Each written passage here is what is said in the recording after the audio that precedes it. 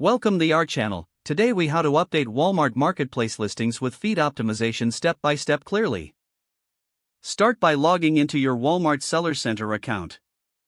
Once logged in, navigate to the Items section from the main dashboard. Click on Bulk Upload under the Items menu. Download the latest feed template for your category. Open the downloaded template in a spreadsheet program. Locate the listings you want to update in the template. Make sure to fill in all required fields accurately.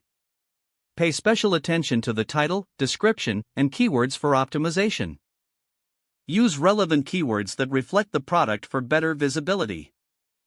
Enhance the product description with engaging content that highlights key features. Ensure images meet Walmart's quality standards and are labeled properly. Adjust pricing as necessary, taking into account any market competition. Review your inventory levels and update them to avoid stock issues. Once all updates are complete, save your file in the required format. Return to the Walmart Seller Center and choose the Upload option.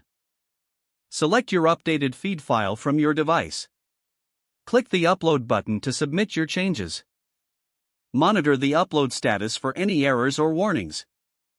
If there are any issues, address them based on the feedback provided. Once processed, verify that your listings reflect the updates. Regularly review and optimize your listings to maintain competitive edge. If the page does not load, refresh the browser or try again in a private or incognito window.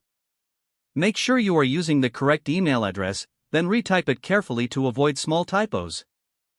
If your password is not accepted, use the reset option and create a new strong password you can remember.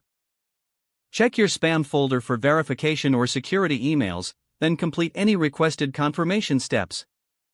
Enable two-factor authentication if available to improve account security and reduce unauthorized access risk. After signing in, review your profile details so your contact information and settings are accurate and current. If you see an error message, note it down and try again after restarting your device and internet connection. Don't forget to like this video and subscribe to our channel for more step-by-step tech guides.